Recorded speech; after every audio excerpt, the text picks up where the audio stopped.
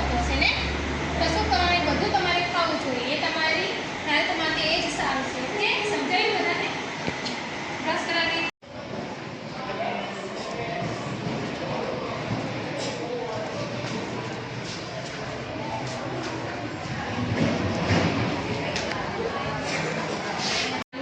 નહીં. કેમ કે જો આજે માવા ખાઓ, સિગરેટ પીઓ, પછી ડ્રિંક કરો વગેરે કંઈ પણ હોય એનાથી પણ શું થાય છે? મોઢામાં પણ કેન્સર થાય ને? પછી ફેફસા પણ ખરાબ થઈ જાય, કિડની બધું જ ખરાબ થાય. તો એનાથી પછી 10 વર્ષ પીતા હોય તો 5 જ વર્ષ પીવી શકીએ ને આપણે? તો શું કરવાનું? વ્યસન કરવું નહીં. નવીનભાઈ છે, હું નવી વિદ્યાલયમાં અભ્યાસ કરું છું.